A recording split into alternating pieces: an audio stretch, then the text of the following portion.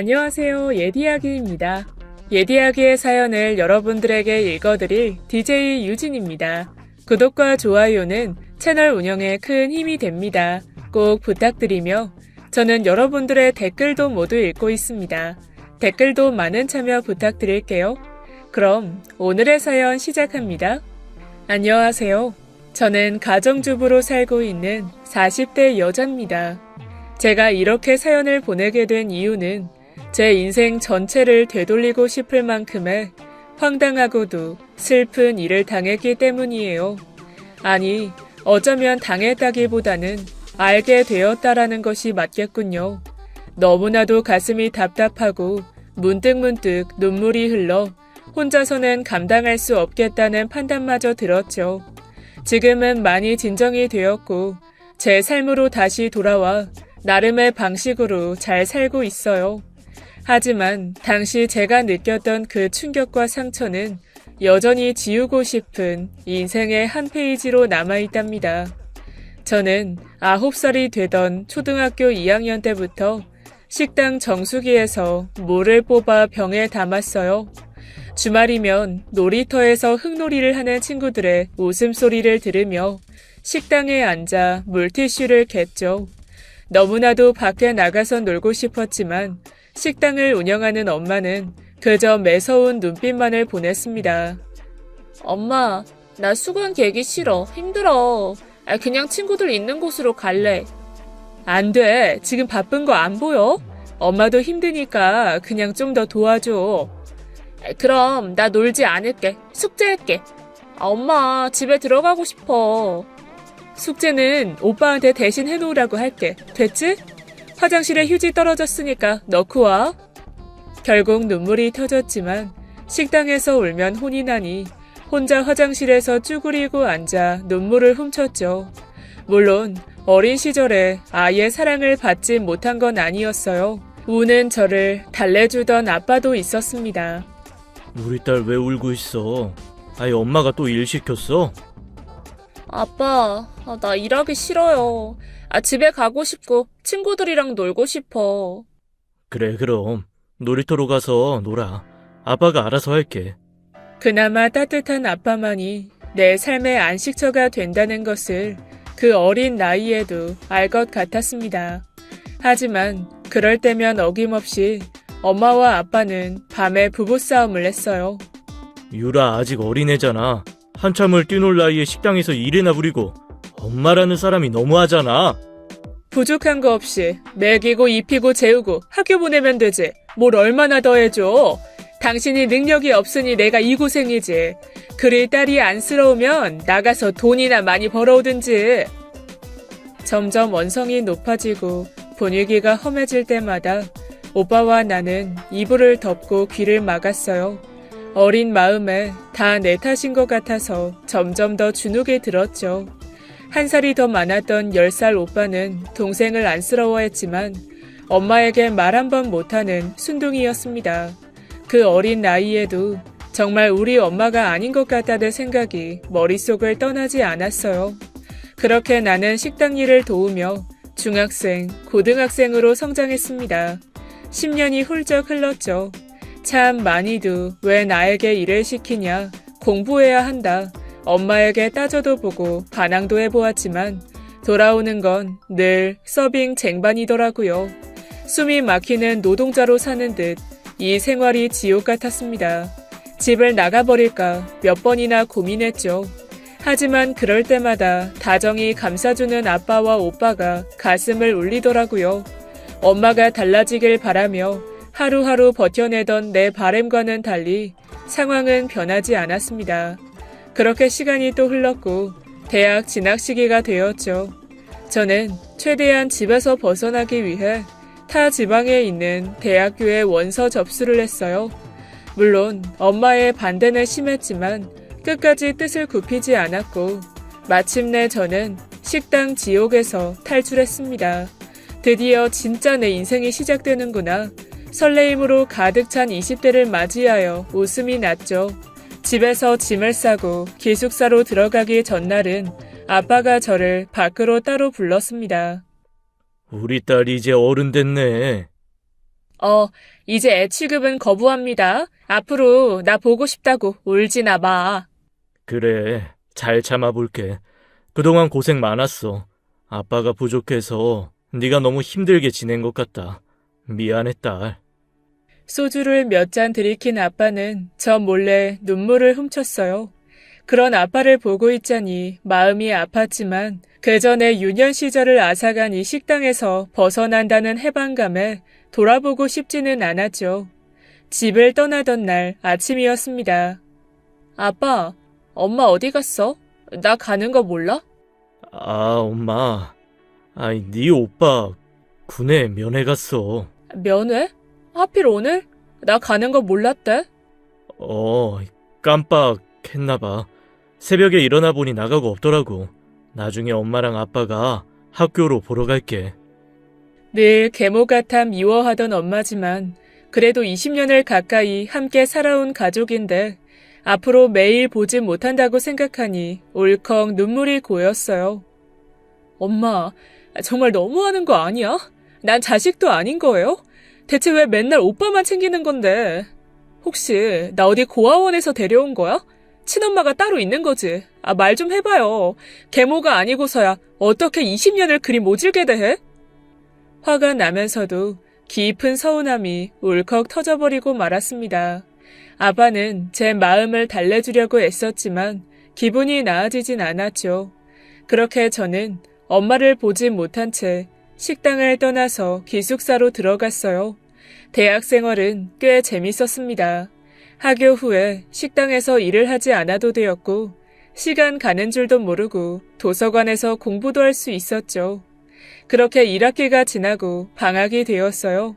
반년이 넘게 먼저 전화 한 통 없던 엄마가 어쩐 일인지 전화를 걸어왔더라고요. 엄마, 어쩐 일이야? 무슨 일 있어? 너 이제 방학이지? 며칠에 집에 내려올 거야? 왜? 엄마의 물음에 이미 저는 그 이유를 알 것 같았습니다. 왜긴 가게 좀 봐줘야지.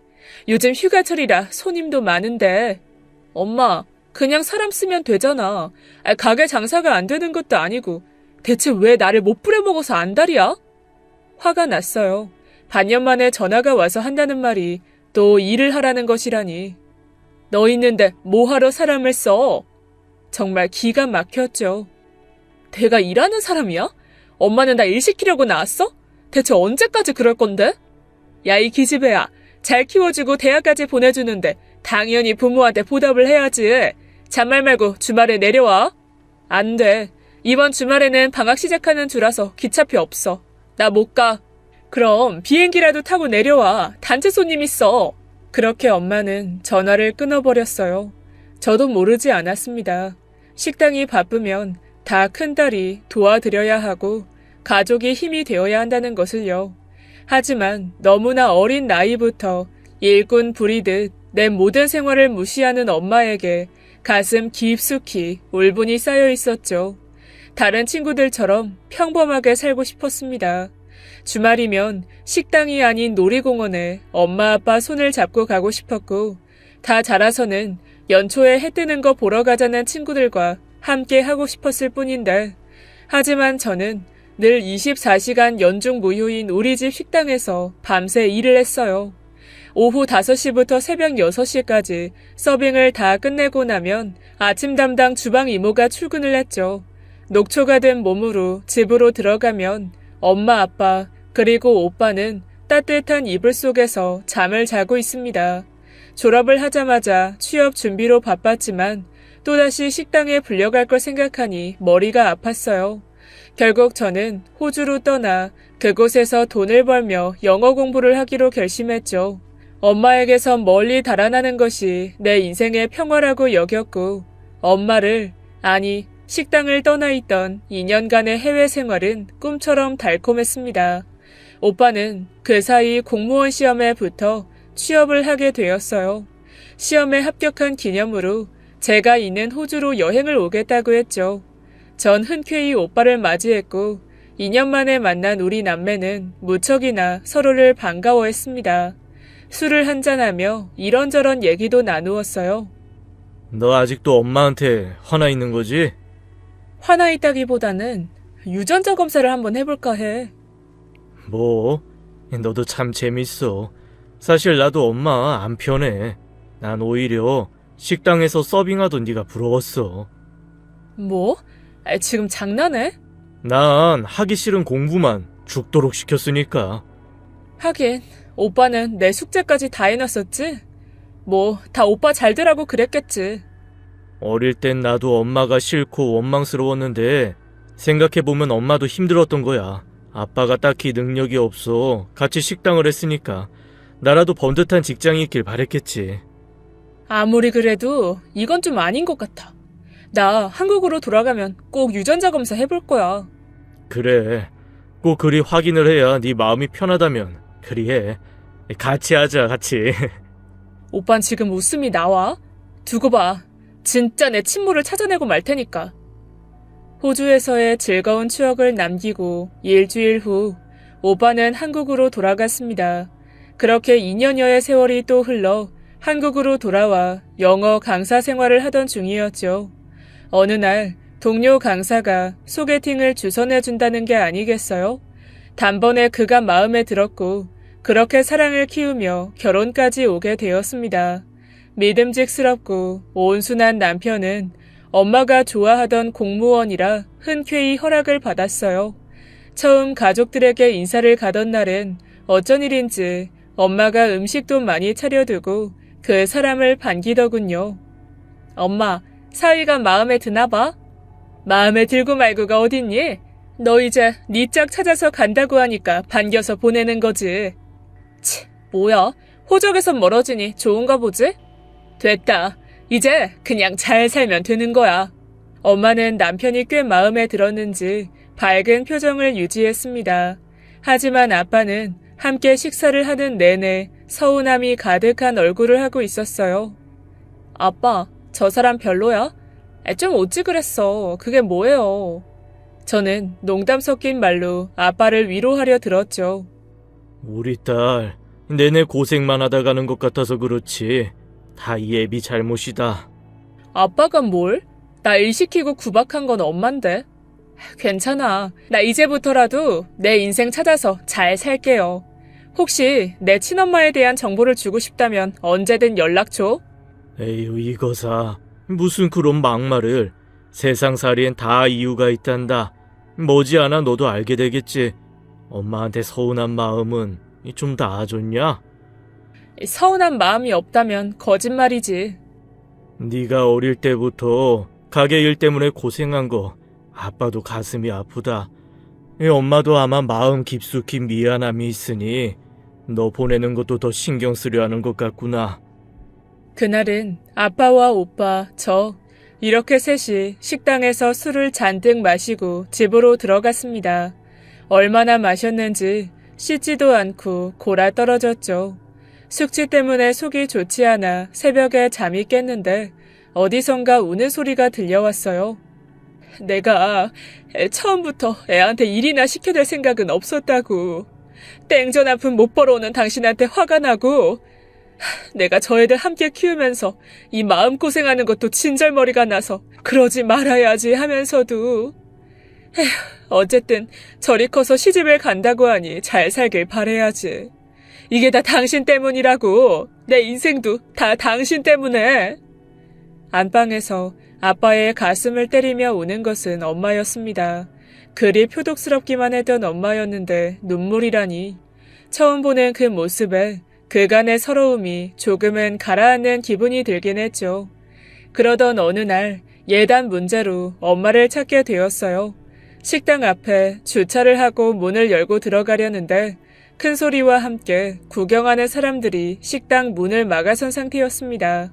무슨 일인지 궁금하면서도 불안한 마음에 사람들을 해치고 빠르게 문을 열었죠.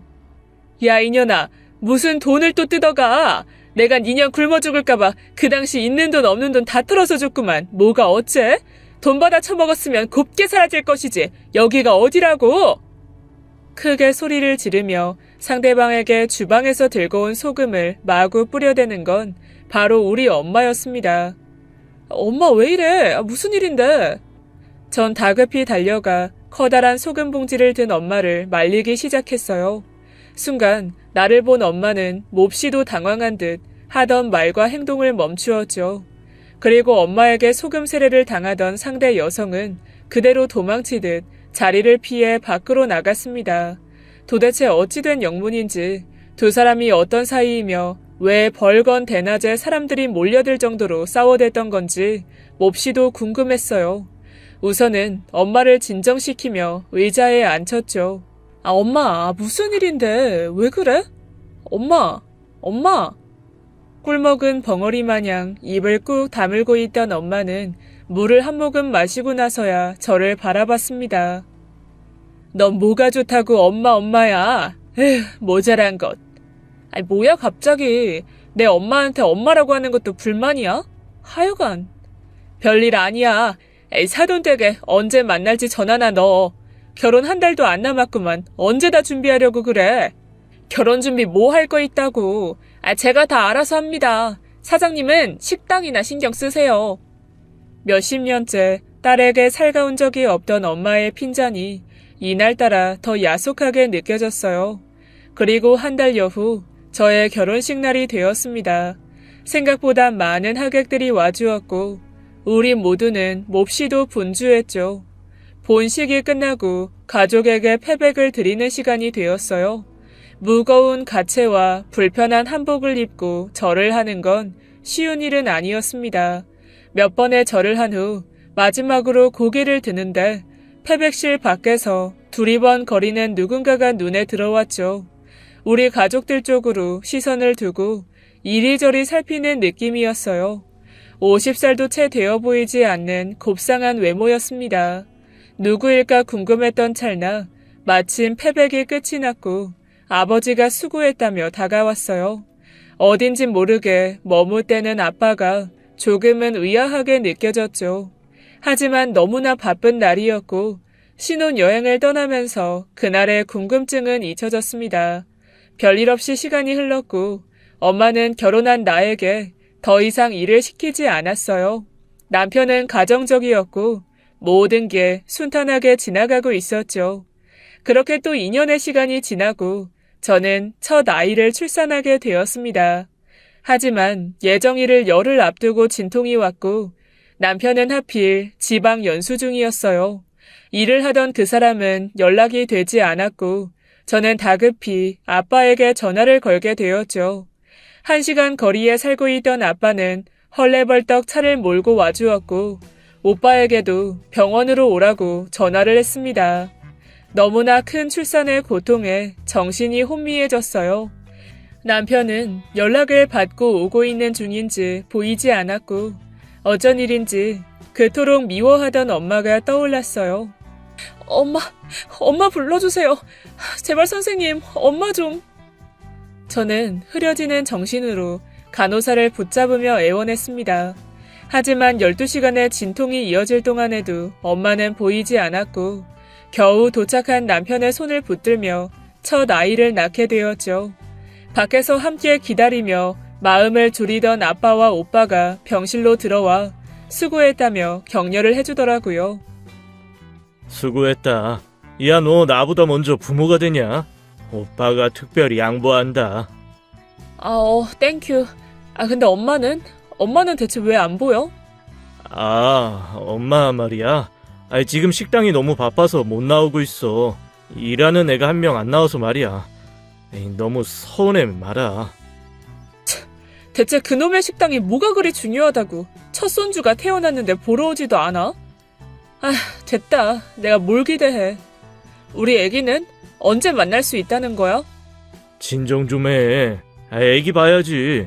간호사가 곧 데리고 들어온대. 오빠의 말이 채 끝나기도 전에 간호사가 아이를 데리고 들어왔습니다. 아이고, 우리 딸이랑 쏙 닮은 예쁜 딸이네. 그러게, 너랑 어찌 이리 닮았냐? 완전 붕어빵이야. 근데 얘 왜 B형이야?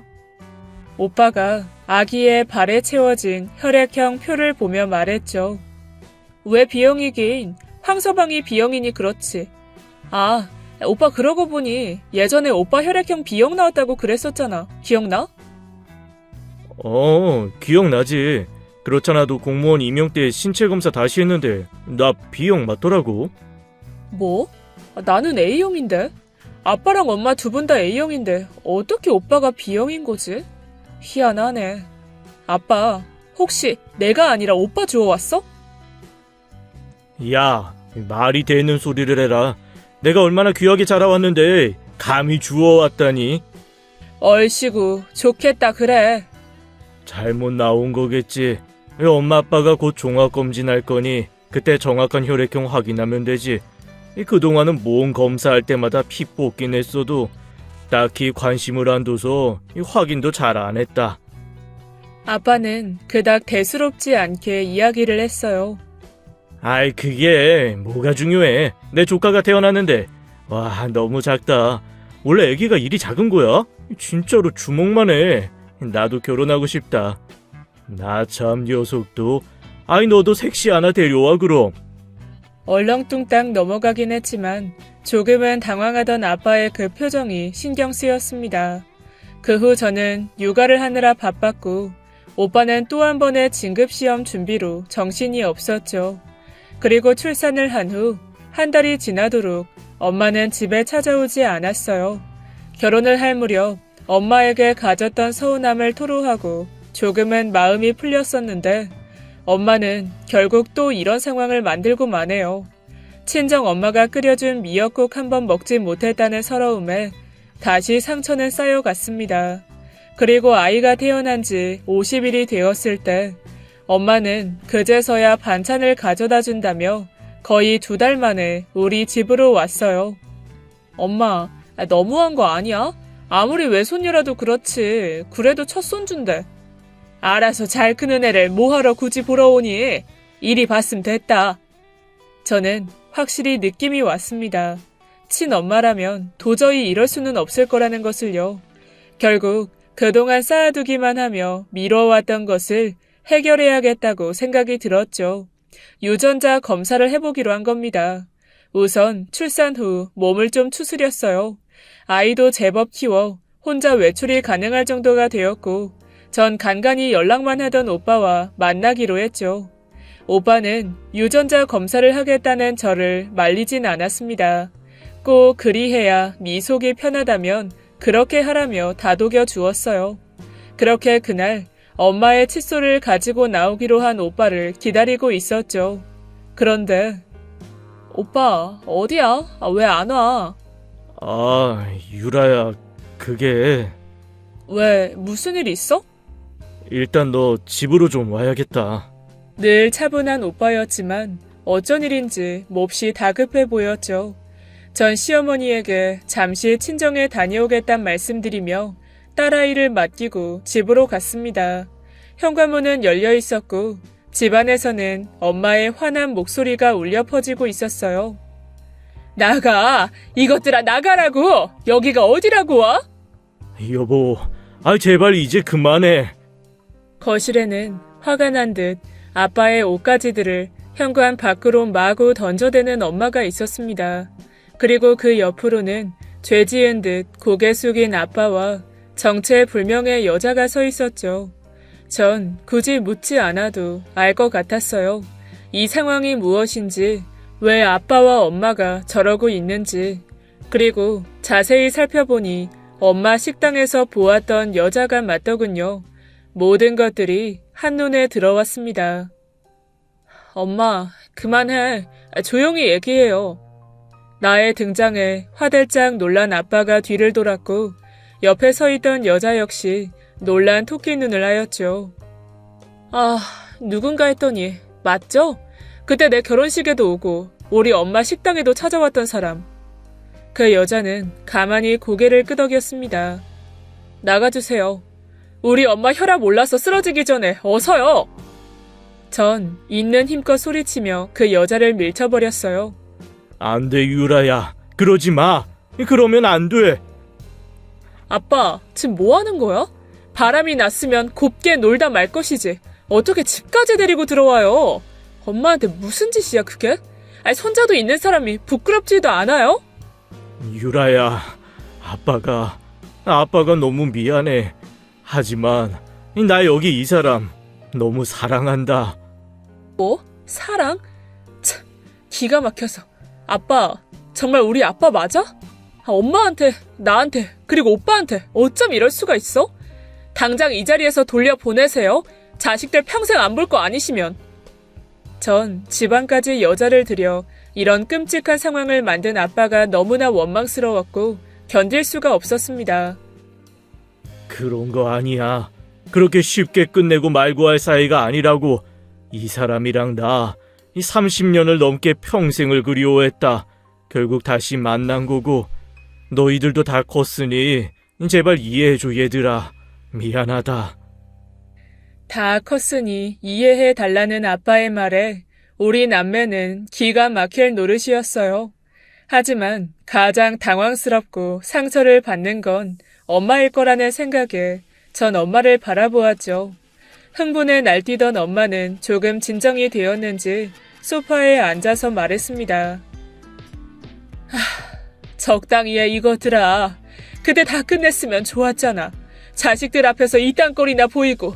그러고도 너네가 부모야? 나도 참고 사느라 죽을 맛이었어. 그래, 이왕 이렇게 된 거 애들도 있으니까 다 얘기해, 다. 처음부터 모든 것을 알고 있었다는 듯 체념한 말투의 엄마. 대체 어디서부터 잘못되었었던 걸까요? 여보, 갑자기 그런 말을. 애들 아직 마음의 준비도 안 됐고 또 마음의 준비는 무슨? 쟤도 이제 30이 넘었어. 지 엄마는 알아봐야 하지 않겠어? 전 그때 감을 잡았죠. 그리 평생을 계모가 아닐까 의심하며 살던 그 망상이 진실이 되는 순간이 바로 지금이구나 하고. 하지만 당황스럽게도 엄마가 외친 건 내가 아닌 오빠의 이름이었습니다. 유성아, 너 이리 와 앉아라. 여보, 이러면 애가 너무... 순식간에 서로를 바라보던 우리 남매는 얼음처럼 굳어버렸어요. 아빠, 이게 무슨 말이야? 엄마가 지금 뭐라고? 어느 순간 아빠가 데려온 그 여자의 통곡이 들려오기 시작했죠. 유성아, 네 엄마 저기 있다. 난 너한테 최선을 다했어. 이제 그만 가거라. 우리 남매는 자꾸만 이게 무슨 상황인지, 정말로 오빠가 엄마 아들이 아닌 건지, 나와 오빠가 남매가 아닌 것인지를 되물었어요. 그 답은 그저 잔인하기만 했죠. 차라리 평생을 엄마를 원망하며 살아온 내가 엄마 딸이 아니었다면 충격이 덜했을까? 그렇게 오랜 정적이 흘렀고 엄마는 그대로 집 밖으로 나가버렸죠. 놀란 오빠가 엄마의 뒤를 따라 뛰어갔지만 엄마는 오빠를 내치고 혼자 차에 올랐어요. 망연자실한 오빠는 바닥에 주저앉았고 오빠의 생모로 보이는 그 여자는 혼자 울기만 했습니다. 아빠, 얘기를 해주세요. 저 또한 온몸에 힘이 빠져 겨우 입을 열었어요. 그게 유라야. 네 엄마랑 결혼하고 애가 잘 들어서지 않더구나. 뭐가 문제인 건지 이 젊은 놈이 애를 못 낳는다고 생각하니 속이 답답했어. 결국 내가 고향 동생이랑 술을 잔뜩 먹고 실수를 하고 말았지. 고향 동생? 저기 저 여자 말하는 거야? 그래. 저 사람이 유성이 엄마야. 애가 생긴 걸 알고서 도저히 네 엄마랑 같이 살 수가 없었어. 이 마음이 괴로웠지. 그럼 그냥 저 여자랑 오빠랑 셋이서 잘 살 것이지. 나는 왜 낳은 건데? 그리 네 엄마랑 떨어져 지내는 동안 나는 능력이 없어 힘들었다. 나이도 어렸고 취직할 곳도 마땅치 않았지. 너무 힘들었다. 당장 저지 안 나와 굶고 있는 애한테 분유 한 통도 먹일 수 없을 만큼 찢어지는 가난이 찾아왔어. 아빠가 하는 모든 말들이 한치의 오차도 없는 사실이라는 게 느껴졌습니다. 30년을 함께 가족으로 지낸 나의 오빠가 받은 충격이 고스란히 제게도 찾아왔죠. 엄마와 아빠의 사연은 참으로 기가 막히더군요. 더 이상 아기를 굶길 수가 없던 아빠였지만 조실부모하고 어디 손 벌릴 곳조차 없었다고 했어요. 결국 염치를 무릅쓰고 식당을 하며 돈을 잘 벌던 엄마에게 찾아가 빌었다고 했습니다. 자신이 죽일 놈인 건 알지만 제발 한 번만 도와달라고 미친 듯 빌었다고 하더군요. 전 남편이 찾아와 그리 울부짖으니 엄마는 외면할 수가 없었습니다. 여전히 아빠를 사랑하고 있었기 때문이었죠. 결국 가슴 터지는 상처를 식혀가며 아빠에게 도움을 주었다 했어요. 그렇게 평생의 빚을 지게 된 아빠는 엄마가 식당 일을 하며 곤란한 일이 생길 때마다 다시 남편처럼 나서주었습니다. 그 사실을 알게 된 오빠의 친모는 분노했고 결국 잦은 다툼으로 아이를 두고 나가버렸던 거였죠. 홀로 아이를 키워야 했던 아빠가 안쓰러웠지만 엄마는 다시 큰 상처를 받고 싶지 않았기에 또 한 번의 부부가 되기를 원하지는 않았답니다. 그러던 어느 날 술에 취한 두 사람이 함께 밤을 보내게 되었고 죄가 생긴 거라고 했어요. 그럼 오빠 엄마라는 저 사람이랑 언제 다시 만난 거야? 그때 완전히 헤어졌으면 끝인 거잖아. 애까지 버리고 가놓고 대체 왜 다시 우리 가족을 찾아온 거예요? 그게 다 잊고 지내려고 했는데 저 아이가 자꾸 눈에 밟혀서 완전히 떠날 수가 없었어요. 한 달에 한 번이라도 보고 싶다 무릎까지 꿇었는데 그저 돈 봉투만 던져주고 가라고 하더라고요. 결국 아이 안부도 묻고 사진도 보고 싶어서 애 아빠랑 다시 연락하며 33년을 이리 지내온 거예요. 엄마도 다 알고 있었다는 거네요? 참, 평생을 그 꼴을 견디며 가슴치며 살았다는 거잖아. 나 앞으로 아빠 못 볼 것 같아. 유라야, 이러지 마. 오빠 잘 챙겨줘요. 전 그 자리에서 나와 엄마에게 전화를 걸었습니다. 혹시 나쁜 마음이라도 먹은 건 아닐지, 어디로 간 건지 걱정만이 앞섰죠. 하지만 예상과 다르게 엄마는 차분한 목소리로 전화를 받더라고요. 엄마, 어디야? 괜찮아? 별일 없는 거지? 이거사 하나씩 물어. 내가 갈 곳이 어딨니? 식당에 있다. 그 길로 엄마 식당으로 달려갔어요. 의외로 초연한 엄마의 모습에 안심이 되면서도 영 마음이 무거웠어요. 엄마, 그동안 열심히 살아줘서 고마워요. 다 버리고 싶었을 텐데 어쨌든 오빠도 나도 나름 잘 컸잖아요. 근데 오빠 어쩌면 좋아? 어떡하지? 내가 그냥 두고 와버렸어.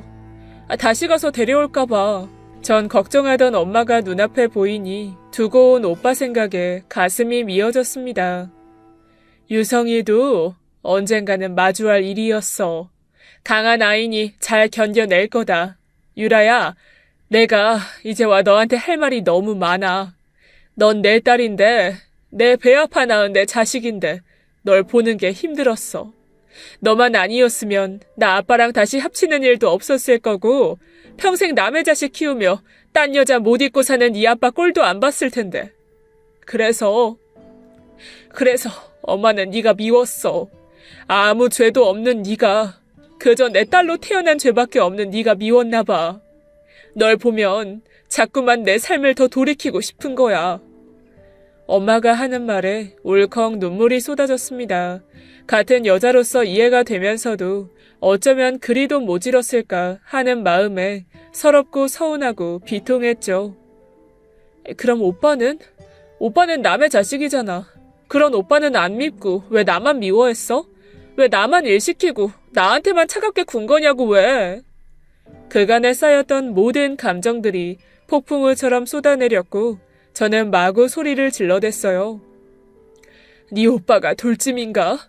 아장아장 걸어오는데 네 아버지 얼굴에 꽃이 피더라. 그리 내 앞에서 그늘진 표정만 짓던 네 아버지가 좋아 죽더라고. 그때 제정신이 아니었던 거야. 그년이랑 둘이 웃고 떠들던 것까지 모든 게 떠오르더라. 자는 애 얼굴에 베개를 묻어버렸다. 그 조그만 게 버둥대다가 이내 힘이 빠지는 거 있지? 그제야 정신이 번쩍 들었어. 미친 듯 애를 안고 의원으로 뛰었다. 그 조그만 몸에 여기저기 숨구멍 찾아 바늘로 마구 찔러댔어. 구사일생으로 숨을 다시 쉬기는 했지만 그 이후로 계속 경기를 해댔고 네 오빠 아직도 숨을 잘 못 참아. 근데도 나는 계속해서 그 아이가 미워서 자책했어. 결국 마음을 비워보자. 내 자식이라고 생각해보자 하면서 그렇게 속죄하는 마음으로 좋은 직업 갖는 괜찮은 사람으로 키워보려고 30년간 피눈물을 쏟았지. 그나마 유성이가 착한 아들 노릇해줘서 견뎠나 보다.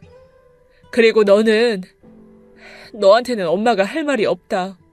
내 불행한 인생을 너한테 화풀이하고 싶었나 봐.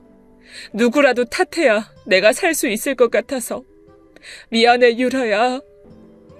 숨이 잘 쉬어지지 않을 만큼 가슴이 답답했습니다.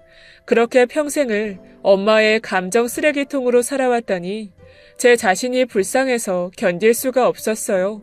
전 그대로 주저앉아 울고 말았죠. 엄마는 갑자기 가게 안쪽 작은 방으로 들어가더니 주섬주섬 무언가를 들고 나왔습니다. 자, 이게 뭐야? 뭐긴 통장이지. 그니까 무슨 통장이냐고.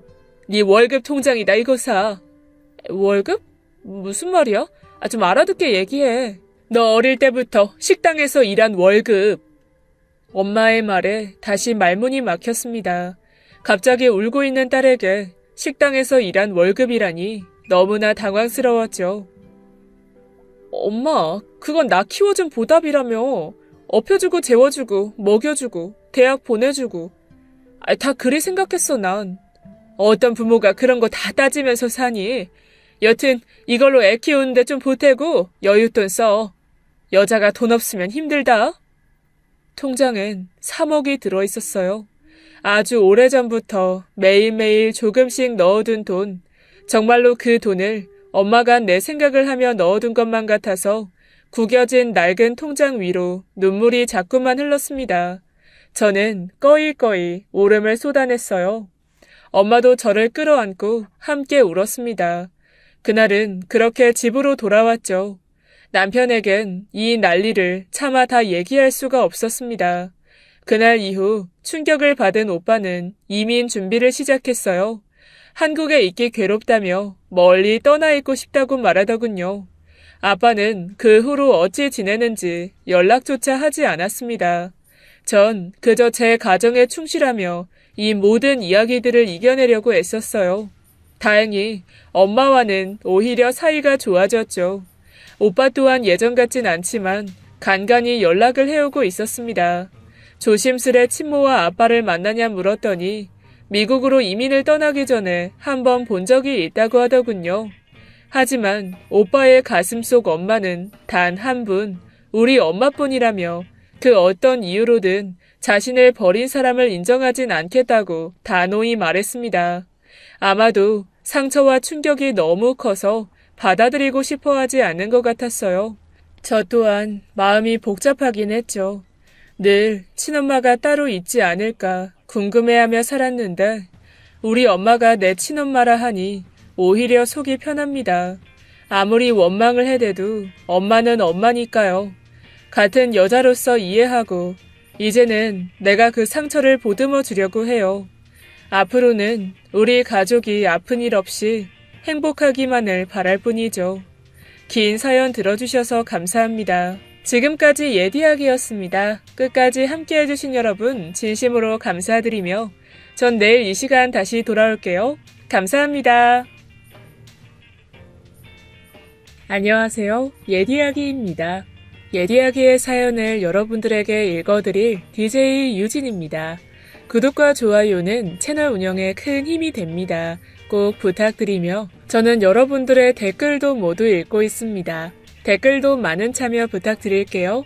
그럼 오늘의 사연 시작합니다. 아무리 뭐든 3-4번은 해봐야 안다지만 결혼을 3번이나 하신 저희 시아버지는 다시 생각해봐도 정말 대단하신 것 같아요. 안녕하세요. 3번의 결혼을 하신 제 시아버지의 한참 잘못된 3번째 시어머니에 관한 서사를 들려드리고자 이렇게 사연을 보냅니다.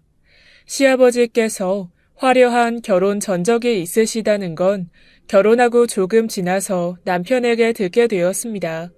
남편의 부모님을 뵙게 된 자리에서부터 조금 이상하긴 했습니다. 어머니가 아프셔서 자리하지 못하신다고 하는데 남편의 안색이 딱히 슬프지 않았거든요. 아무리 그래도 자기 엄마가 아프다는데 굳이 상견례를 서두를 건 뭐며 그런 아픈 시어머니 말씀을 하시면서 별거 아니라는 듯이 말하시는 시아버지까지 의아했어요. 그런데 결혼하고 얼마 안 돼서 병석에 계시던 시어머니께서 돌아가셨고 더 이상한 건 그런 시어머니의 장례식에서 슬퍼하는 사람이 거의 없었습니다. 친척분들이 수군대는 걸 우연히 듣게 되었는데 남편과 남편의 형제들 모두 돌아가신 시어머니의 자식이 아니라는 겁니다. 시아버지의 첫 번째 결혼에서 다 나온 자식들이라면서 말이죠. 이번에 돌아가신 시어머니로부터는 슬아의 자식이 없다고 말입니다. 전 처음 듣는 이야기라서 조심스레 남편에게 물으니 그제야 이야기해주더라고요. 돌아가신 분은 시아버지의 두 번째, 제가 상대이고 남편의 친어머니가 아니시라고 말이죠. 돌아가신 시어머니께서는 시아버지의 요양보호사셨어요. 첫 번째 시어머니께서 돌아가시고 크게 충격을 받으신 시아버지께서 몸이 안 좋아지셨죠. 한번 쓰러지신 적이 있으셨는데 그때 거동이 힘드시고 몸도 가누기 어려우셔서 남편이 요양보호사를 붙여드리셨대요. 시아버지는 상심이 크셨던지라 마음을 많이 의지하시면서 제가 하시게 된 상태라고 했습니다. 그때 당시에도 시아버님께서 꽤 연로하셨던지라 가족 계획은 따로 없으셨고 두 번째 시어머니께 자녀가 없었기 때문에 두 분이서 남은 생 적적하지 않게만 사시면 그걸로 됐다고 생각하고 집안 사람들 모두 크게 반대하지 않으셨답니다. 가족들은 두 번째 시어머니가 마지막 어머니일 줄 알았겠죠. 게다가 그것보다 더 놀라웠던 건 돌아가신 시어머니 이야기도 아니었고 남편이 그런 시어머니의 아들이 아니라는 것도 아니었고 전혀 슬퍼하지 않으시는 시아버지도 아니었습니다. 그 장례식에 동행한 시아버지의 세 번째 아내, 세 번째 시어머니의 등장이 더 놀라웠으니까요. 돌아가신 전 현 와이프가 동시에 같은 장소에 있다니 여기가 진정 한국인가 싶었습니다. 게다가 세 번째 시어머니의 모습은 상당히 기괴했어요.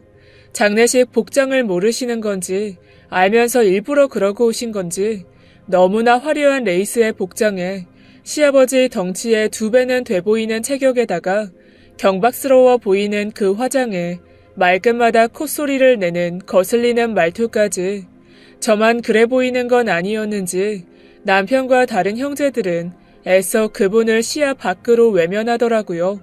쳐다도 안 보고 말을 붙여도 대답을 하는 둥 마는 둥 했습니다. 상종하기도 싫다는 듯이 말이죠. 첫 번째 시어머니, 남편의 친어머니이신 돌아가신 시어머니께서도 지병으로 오래 살지 못하셨다고 해요. 남편이 11살쯤인가 돌아가셨다고 들었고 두 번째 시어머니께서는 건강하셨는데 근 몇 년 새에 갑자기 몸이 안 좋아지시다가 돌아가신 거라고 하는데 제가 보기엔 아무래도 두 분 모두 시아버님의 외도로 인한 화병이 아니셨을까 싶었습니다. 남편 말을 빌어보면 시아버지께서 원래 여자가 많았고 그로 인한 사고도 많았었다고 말이죠. 집안이 조용할 새가 없었다고 했습니다. 집에 모르는 여자가 찾아와서는 협박을 한 적도 있었고 돈을 요구한 적도 있었고 외도했던 상대가 그 당시 어린 제 남편을 몰래 데려가서는 인질로 삼고 칼부림을 한 적도 있었다고 말이에요. 나이가 들어도 나쁜 버릇은 못 고치는 건지 그렇게 혼이 났어도 정신을 못 차리시는 건지 그 장례식에서의 광경만으로 시아버님의 수많은 전적이 충분히 납득이 되었어요. 그 이상한 여자, 아니 세 번째 시어머니께서는 조금 이상한 게 아니라 많이 이상하셨습니다. 그 장례식장에서도 그랬었는데 장례식이지 잔치가 아닌데 어떻게 남편의 전처 장례식장에서 그렇게나 많이 먹을 수 있는 건지 쩝쩝 소리까지 다 내어가면서 육개장을 몇 그릇씩 해치우는데 정말 놀랐습니다. 시아버지께서 새 시어머니가 아닌 돼지라도 한 마리 데려온 줄 알았다니까요. 장례식 음식들을 다 먹어치울 기세로 입에 넣는데 보는 사람이 다 민망할 정도로 말이죠. 덩치값을 하시더라고요. 제가 그 음식들을 일일이 갖다 바치느라고 고생했던 거 생각하면 지금도 아찔합니다. 아무리 봐도 너무 배가 많이 불러 계시는데도 계속 드시길래 남편에게 슬쩍 꼭 임산부 같다고 흘려 말했어요. 그랬더니 귀도 밝으신 세 번째 시어머니 왈. 아우, 우리 며느님이 눈썰미가 아주 좋으시구나. 맞아요. 나 임신했어요. 내 뱃속에 며느님 시아버지 아들이 있다고요. 그 말에 주변이 싸해지고 모두가 조용해졌습니다. 그리고는 시선이 시아버지에게로 쏠렸죠. 전 시어머니 돌아가신 장례식장에서 새로운 시어머니의 새로운 가족, 아니 남편의 동생 소식이라니 충격적이기가 이만저만이 아니었습니다. 어이없게도 시아버님은 그 충격 고백에 본인이 아직 정정하심을 과시하시며 가족들에게 거뜬하다는 듯이 팔을 걷어 알통을 보여주시고 어깨를 넓게 펼치시며 쾌남처럼 웃어대시는데 궁금하지도 않은 아이가 생기게 된 온 과정을 샅샅이도 이야기하셨습니다. 저뿐만 아니라 남편을 비롯한 형제들은 입을 다물지 못하고 그저 멍하니 바라보았죠. 배가 많이 부른 시어머니께서는 부끄럼 없이 더욱더 많이 드셨어요. 뱃속의 아이를 위해서 더 먹어야 한다면서 말이죠. 굳이 장례식장에선 말이에요. 바로 전 시어머님께서 돌아가신 건 애석하지만 결혼하고 시아버지 한 분만 잘 부양하면 되겠다는 저의 소박한 꿈을 냅다 집어치워버리게 되었습니다. 앞으로 저 처음 보는 시어머니와 뱃속의 남편 형제까지 저의 시댁살이 앞길이 막막했습니다. 게다가 세 번째 시어머니의 아이 가진 요새는 그 누구보다 대단했습니다. 거의 절 하녀 부리듯이 부리셨어요.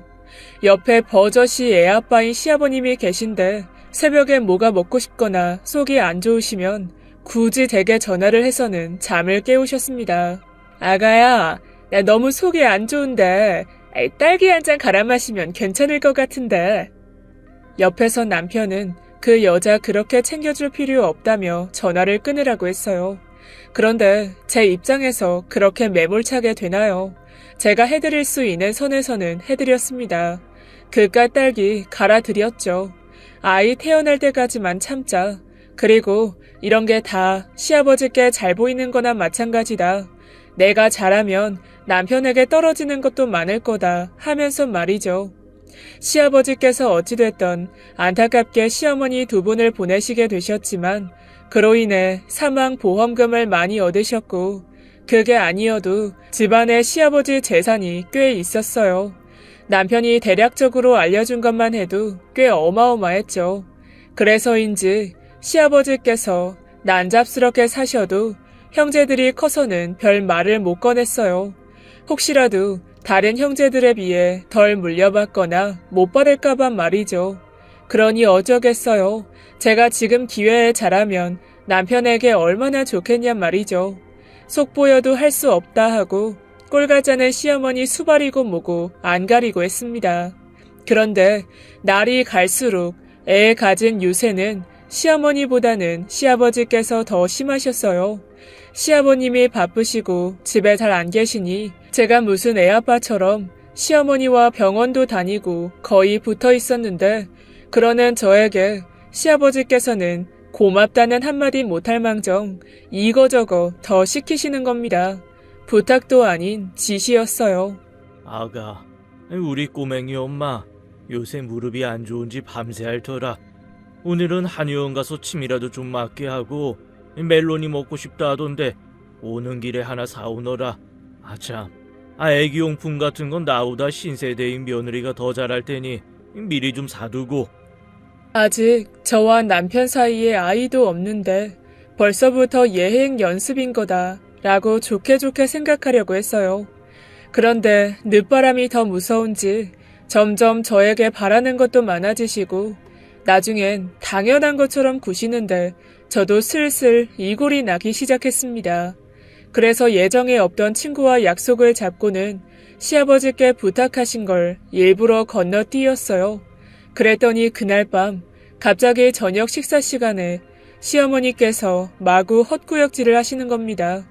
그래서 놀라서 챙겨드리니 시아버지 들으라는 듯이 제게 요즘 밥 먹으면 속이 울렁거려서 멜론 좀 먹을까 했는데 우리 아가가 친구 만나느라 바빠서 빼먹었다고. 그거 한 입만 딱 먹었으면 좋았겠구먼. 너무 어이가 없어서 남편을 쳐다보니 남편이 인상을 팍 쓰고는 고개를 짧게 흔들더라고요. 그냥 무시하라는 듯이 말이죠. 그랬더니 갑자기 시아버지께서 저와 남편을 번갈아 바라보더니 너네 지금 이 사람 새로 들어온 사람이라고 어머니 대접 안 하고 무시하는 거냐? 아무리 그래도 네 형제를 가진 사람이고 아가 너에게는 시어머니인 건 변함이 없는데 이 예의를 지켜야지. 큰 소리를 치시더니 밥을 먹다 마시고는 방 안으로 들어가 버리셨어요. 그래서 저는 안절부절 못하고 남편도 물만 마시고 수저를 내려놓더라고요. 저에겐 여전히 신경 쓰지 말라면서 말이에요. 그런데 멜론을 못 먹어 한이 맺히신 시어머니께서 시아버지께서 들어가시니 그제야 밥을 막 드시는데 누가 보면 며칠 굶은 사람처럼 잘도 드시더군요. 그러면서 얄밉게 제게 말하시는데 그러게 내가 먹고 싶다는데 그거 하나 사오는 게 귀찮아서 그러면 어째? 너희 시아버지 속상하셨잖니. 우리 아가 먹고 싶은 거 못 먹으면 태교에 안 좋아. 아가, 내일이라도 꼭 사와. 옆에 둔 밥주걱으로 진짜 한 대 치고 싶더군요. 남편은 그냥 그 자리를 피해버렸습니다. 그리곤 저를 따로 불러서는 얘기했어요. 왜 굽신대냐고요. 어디 출신인지도 모르고 잘 알지도 못하는 사람을 굳이 공경할 필요 없다고 말이죠. 이번에는 큰맘 먹고 형제들과 함께 반대할 예정이라고 했습니다. 시아버지 애를 가졌든 말든 이전 돌아가신 시어머니와는 전혀 다른 상황이라면서 말이죠. 그리고 얼마 지나지 않아 그때가 왔어요. 온 가족이 모였습니다. 시아버지의 재혼을 반대한다면서 말이죠. 시어머니께서 버젓이 계신데도 형제들이 작정을 했는지 시아버지께 강하게 이야기했어요. 아버지, 갑자기 저런 분을 데려오셔서는 앞으로 네 어머니다 하시는 게 이게 말이 됩니까? 그때 장례식장에서는 경황도 없었고 돌아가신 분을 위한 자리이니 별 말씀 안 드렸습니다. 그런데 저희한테도 절차라는 게 있는 거고 확인할 건 해야죠. 저분은 어떻게 만나신 거며 저 복중퇴하는 어떻게 생긴 건고 설명하시죠. 그래도 아주버님께서 무턱대고 반대하며 비난하시기보다는 사실과 정황 설명을 먼저 요청하셨어요. 그랬더니 시아버지께서 찬찬히 설명해 주셨습니다. 자세히는 아니고 아주 간단하게요. 왜? 내 나이에 만났다니까 흉하고 이상하냐? 저 사람 좋은 사람이야. 그냥 내가 자주 가던 식당에서 일하던 요리하던 사람이고 처가 아프니 누구 하나 내 밥 차려주는 이가 있어야 말이지. 너희는 신경이나 썼느냐? 그때 저희가 내 몇 끼 챙겨주고 뒷바라지 다 해줬다. 그리고 내가 아직 창창한지 애는 금방 생긴 거고 난 더 할 말 없다. 이상! 그러니 결국은 시어머니께서 아파서 몸져 누워 계실 때 만나신 거였어요. 돌아가신 시어머니께서 무덤을 박차고 나와도 모자랄 불륜 사이였습니다. 그런데 세 번째 시어머니가 평소에 하고 다니시는 모습이나 말투, 행동들을 보면 누가 봐도 식당 주방에서 요리하는 사람의 모습이 아니에요. 요리해다는 사람이 손톱을 길게 빼서 빨갛게 칠하고 진한 화장에다가 밤일하는 여자처럼 꾸미고 입지 않잖아요. 그런 사람이 어디 있어요? 전 처음 봤습니다. 그런 소소한 의문으로 반기를 들고 싶었지만 그저 패션만 그런가 보다 하고 말았죠. 그리고 다른 형제들까지 합세해서 계속 반대 의견을 내고 있는데 갑자기 시어머니 계신 방에서 비명소리가 들려왔습니다. 그래서 제가 제일 먼저 달려 들어갔고 시아버지와 다른 형제들이 뒤이어 달려왔습니다. 시어머니께서 침대 아래에 엎드려서 배를 안고 계셨어요. 배가 너무 아프다면서 병원에 가야겠다고 고함을 빽빽 지르셨습니다. 전 너무 놀라서 구급차를 불렀고 기다리는 와중에 시어머니께서 하시는 말씀이 아무래도 아기가 말씀들 하시는 걸 들었나 보네요. 자긴 내쫓으려는 건 줄 알고. 아이고 서러워서 이래 아이 낳을 수 있을까 모르겠어요. 아이고 서러워라. 항의하던 형제들 들으라는 듯이 대놓고 그들 때문에 아픈 거라며 소리를 고래고래 지르시며 곡소리를 내셨습니다. 그러자 시아버지께서 당장 다신 오지 말라고 다들 꺼지라고 소리를 치셨고 다음에 이어서 이야기하자며 아주버님들께서 돌아가셨어요. 그리곤 구급대원이 오셨는데 시어머니께서 이제야 좀 안정이 되었다면서 병원까지는 안 가도 된다고 대원분들을 돌려보내셨어요. 그때 바로 느껴졌습니다. 아주 작정하고 이 집에 들어오신 분이시구나 하곤 말이죠. 그리고 매우 수상했어요. 원래 저를 꼭 하녀처럼 달고 다니시는데 배가 더 불러오시면서 저랑 거리를 두셨습니다. 뭐가 좀 드시고 싶으시다고 나가시겠다길래 위험해서 제가 같이 가드리겠다고 하니 혼자 갔다 오고 싶으시다면서 운동 겸 갔다 오겠다고 나가시곤 했어요.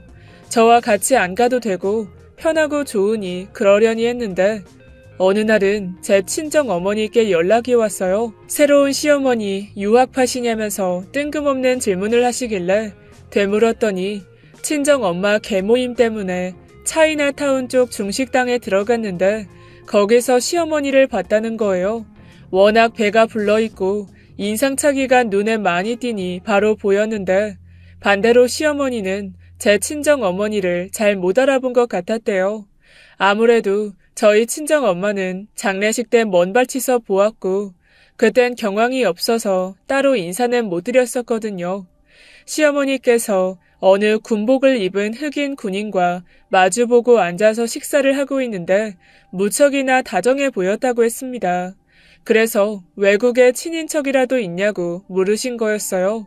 저야말로 의아해서 잘은 모르는데 오시면 여쭤보겠다고 했습니다.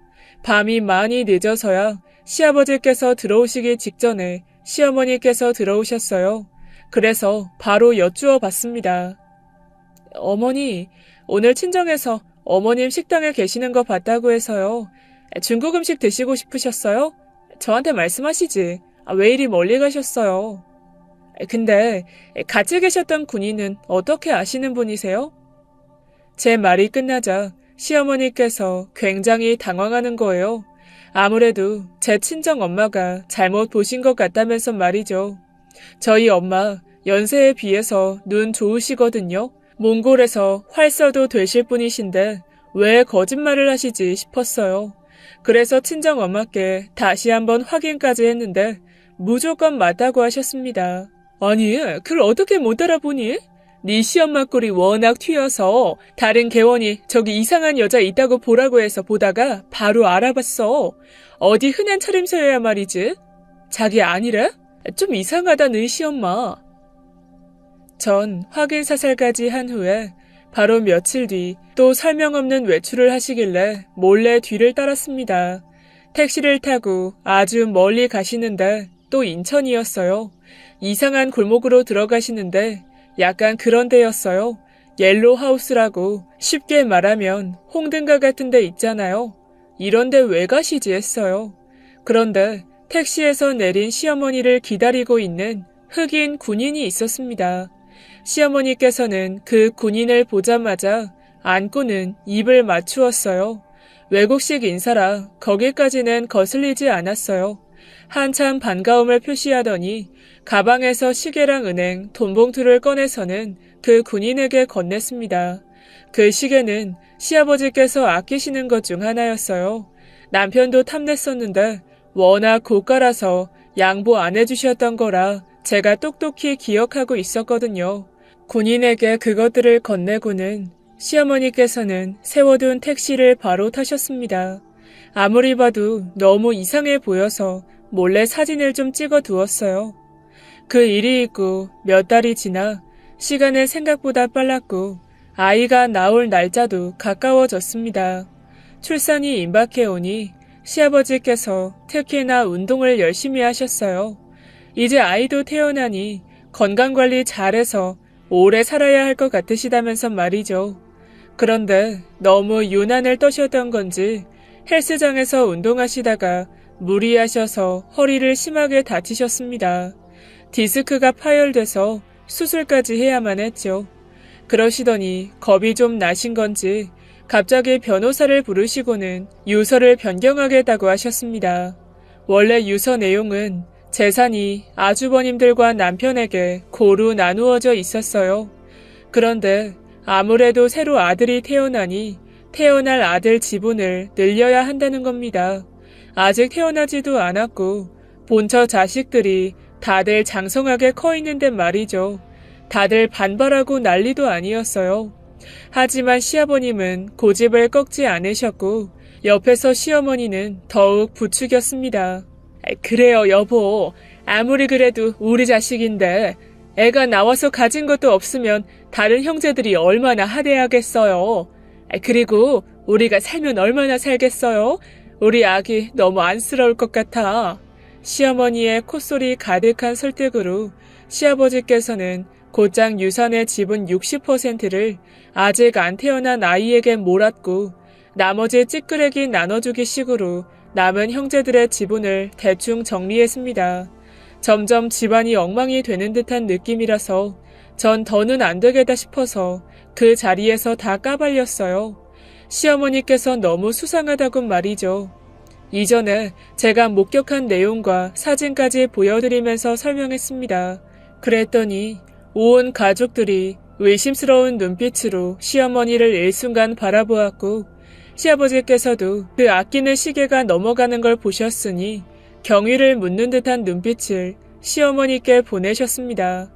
그 모습에 너무 당황한 시어머니께서 말을 막 더듬으시더니 말도 안 되는 말들을 늘어놓으셨어요. 아니 이걸 어떻게 여보, 이게 뭐냐면 내가 좀 신세를 진 사람인데 갚아야 할 게 남아서 급하게 빌려 썼어요. 이거 시계는... 그러다 갑자기 시어머니 다리로 양수가 터져 흘렀습니다. 그리곤 돌고래 소리처럼 비명을 지르셨어요. 출산일 일주일을 앞둔 때였습니다. 워낙 노산이라 조심해야 하긴 했는데 너무 힘을 주셨는지 아주 난리가 났습니다. 변명을 더 이어가지 못하신 채 급하게 응급실에 실려가셨죠. 아기가 나오기를 기다리는 동안 전 남편에게 말했습니다. 여보, 우리 분가하자. 애 태어날 때까지만 딱 참으려고 했어. 애 나오면 무조건 나만 개고생이야. 뻔해. 나 남의 자식 봐줄 생각 없어. 제발. 그래, 나도 지친다. 이 꼴 저 꼴 다 보지 말고 우리 나가서 살자. 그러자. 여태껏 고생했어 당신. 누가 들으면 제가 애 낳은 것처럼 남편이 제 그동안의 노고를 달래주었습니다. 그나마 그동안의 서름이 좀 달래지기는 하더라고요. 그리고 얼마 지나지 않아 시어머니의 아들, 남편의 동생이 나왔습니다. 제가 출산 경험이 없어서 아는 게 없어서 그런 건지 아니면 원래 태어난 지 얼마 안 된 아가들은 다 그렇게 생긴 건지 봐도 시어머니의 아기는 너무 이상했어요. 너무 시커멓고 어린 아기가 왜 그렇게 코가 큰지 꼭 오랑우탄 새끼 같은 모습인 거예요. 그런데 아기를 본 간호사들도 의아해했습니다. 자기들끼리 이야기하는데 고개를 갸웃갸웃했어요. 그런데 시아버지 반응만 조금 달랐어요. 제 남편 태어났을 때도 저렇게 까맸었다는 거예요. 워낙 흑설탕처럼 까매서 다른 자식 낳아온 줄 알았다고 말이죠. 그래서 원래 그런 건가 했는데 며칠이 지나고 시어머니 몸도 회복이 되어갈 때쯤 아기는 점점 더 이상했습니다. 전 쌓은 것이 그때 본 그 흑인 군인이 계속 생각났어요. 누가 봐도 그 군인이랑 붕어빵인 모습이었거든요. 하지만 여전히 이뻐 죽는 시아버지와 별 관심이 없는 가족들을 보면서 고민이 되었습니다. 어차피 난 분가해서 나갈 거고 남편이 이 꼴 저 꼴 보지 말고 우리끼리나 잘 살자고 했는데 굳이 나서서 의심할 필요가 있는 걸까 하곤 말이죠. 그래서 의심 따윈 잠시 접어두고 그저 남편과 제 생각만 하기로 했습니다. 분가 생각에 너무 신나더라고요. 그런데 아니나 다를까 아무리 분가를 한다고 해도 시아버지께서 아이 새로 태어났으니 저보고 좀 도와주라고 성하셔서 분가 준비와 함께 시어머니 육아 준비도 같이 도와드렸습니다. 아이 물건이면 먹을 것이며 준비할 게 되게 많긴 하더라고요. 게다가 시어머니 그 남산만 했던 배가 아이 낳으면 다 빠질 줄 알았는데 그냥 원래 자기 배였던 건지 변화가 없었습니다. 단 1도 줄지를 않았어요. 그래서 병원에서 체중 관리가 필요하다고 하기도 하고 시아버지께서 또 유난이셔서 운동도 끊고 몇 번 데려다 드렸죠. 분가까지 1달 정도 남았고 그래 그때까지 참자 하고 있었어요. 그러던 와중에 시어머니 운동을 여느 때와 같이 데려다 드리는데 운동센터에서 에어로빅 복장을 입은 어떤 여자가 저와 시어머니에게 다가왔습니다. 그리곤 바로 시어머니 어깨를 잡았어요. 어머 춘아 언니 이게 웬일이야. 살아있었네. 병 걸려서 죽었을 거라고 들었는데 얼굴 좋네. 돈 많은 남자 잡았어? 모든 단어 하나하나에 경박스러움이 가득한 질문이었고 시어머니는 짧은 순간 얼굴이 벌개지시더니 모르는 척 그냥 지나가자고 절 끌었습니다. 그런데 빠르게 지나가는 저희 뒤로 그 에어로빅복의 여자가 소리를 쳤어요. 어머 언니, 모른 척한다고 가려질 거 아니잖아. 애들 벼르고 있어. 내가 조만간 제임스랑 찾아갈게. 시어머니께서 운동센터에 들어가셔서 운동을 하시는 동안 저는 그 여자분을 찾아다녔습니다. 이전부터 이상했던 그 느낌들을 그 여자라면 다 풀어줄 수 있을 것 같았어요. 워낙 알록달록한 운동복을 입고 있어서 찾아다닌 지 얼마 안 돼서 금방 발견했습니다. 정종의 시어머니 며느리라고 인사를 드리고는 자초지종을 물었어요. 그랬더니 아까와는 다르게 입을 닫으시는 거예요. 그래서 어느 정도 넘겨 짚어서 이야기를 했어요. 그때 봤던 흑인 군인 이야기를 꺼내면서 저도 다 알고 있다는 듯이 말입니다.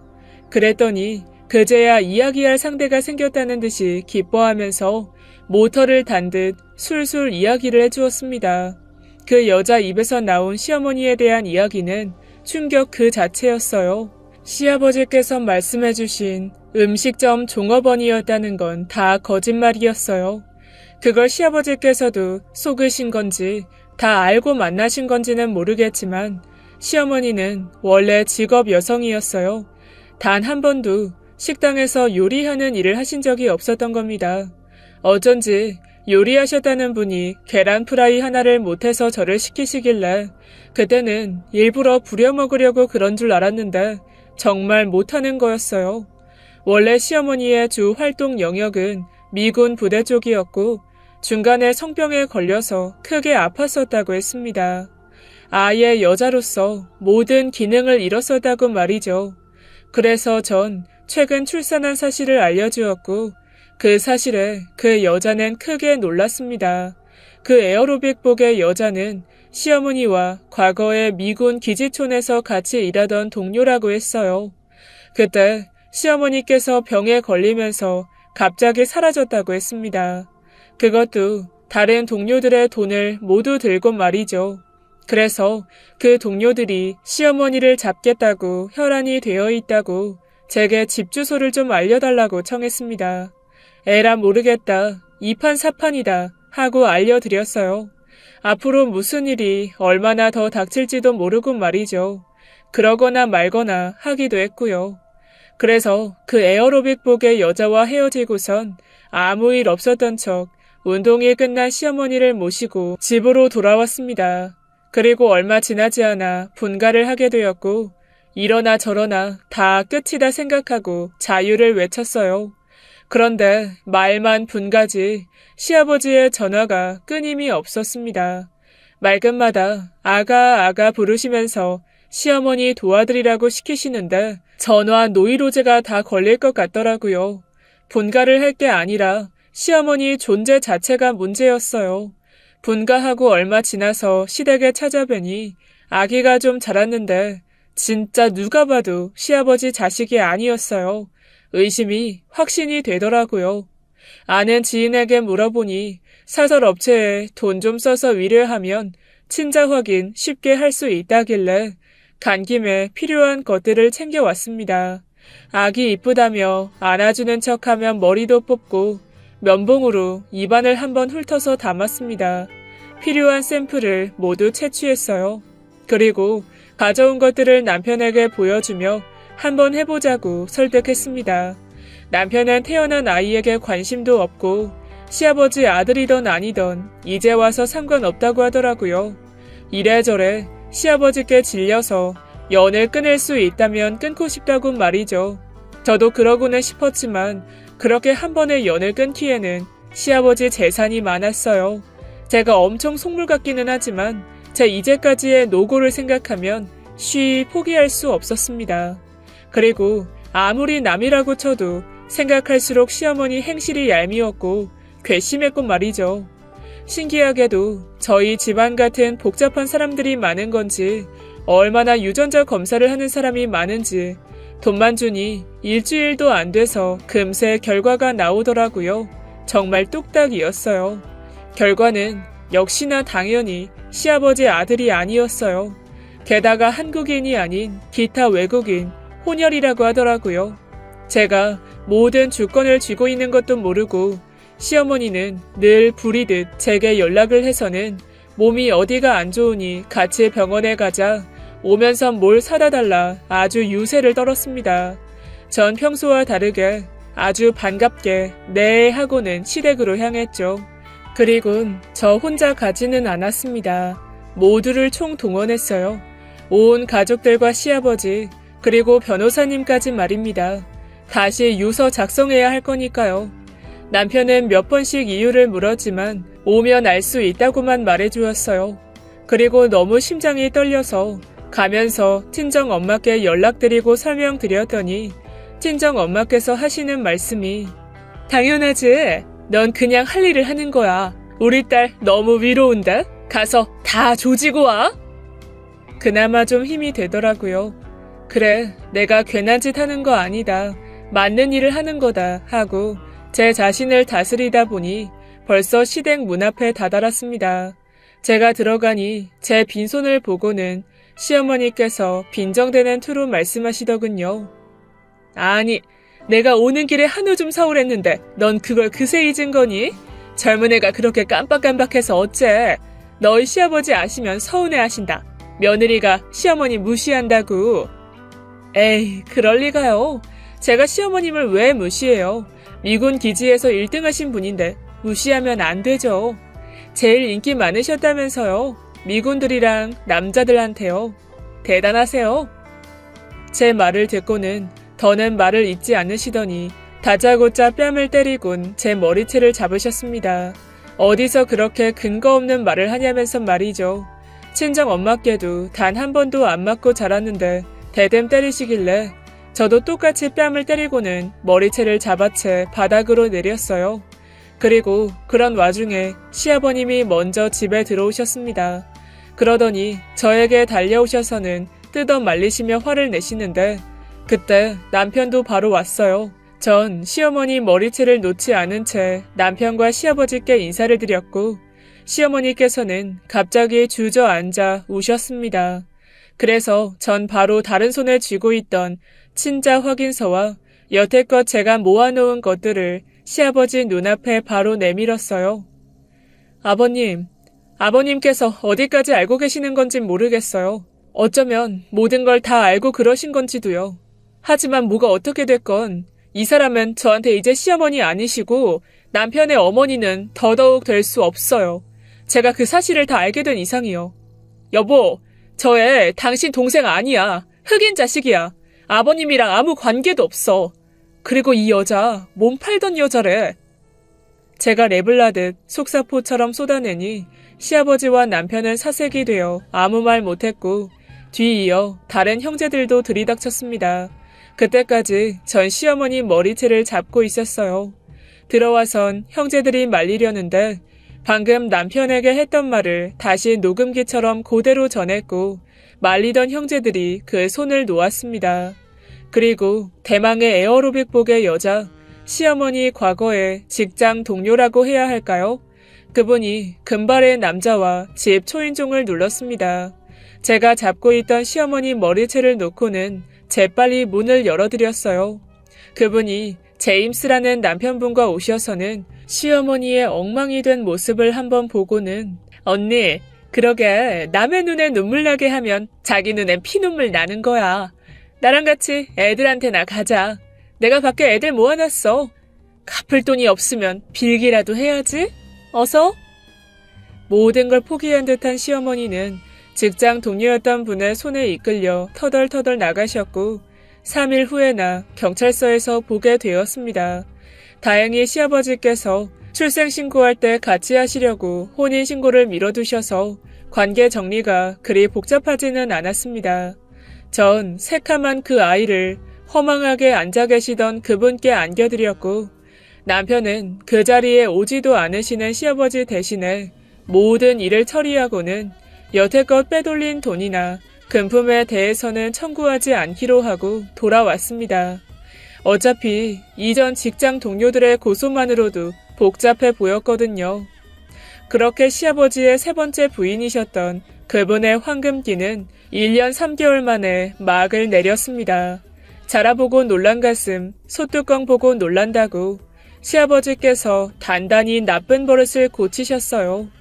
여자 보기를 돌같이 하시고 그 누구와도 만나지 않으십니다. 여자라면 진절머리가 난다면서 말이죠. 그리고 절 며느리, 아가라는 단어로 부르지 않으세요. 아이고, 우리 잔다르크 오셨나? 이런 식으로 놀리듯이 부르십니다. 시아버지 본인이 민망하기도 하신지 문제들을 밝히고 해결한 제게 고마우셨는지 장난을 치세요. 다행히 시아버지의 유서는 정리가 되었고 모든 것이 제자리를 찾았습니다. 분가를 했던 저와 남편은 다시 시댁에 들어가 살기로 했어요. 아무래도 시아버지의 빈 마음은 반쪽이 아닌 가족으로 채워드리는 게 훨씬 나을 것 같았거든요. 짧은 순간 위기이기는 했지만 잠시 스쳐 지나갔던 시아버지의 세 번째 시어머니일 뻔했던 그분 덕에 그래도 가족들이 더 돈독해지고 바깥에서 사랑을 갈구했던 시아버님의 방황도 바로잡을 수 있었던 것 같네요. 다신 뵙고 싶지 않지만 적어도 어딘가에서 잘 살고 계시길 바랍니다. 지금까지 예디야기였습니다. 끝까지 함께 해주신 여러분 진심으로 감사드리며 전 내일 이 시간 다시 돌아올게요. 감사합니다.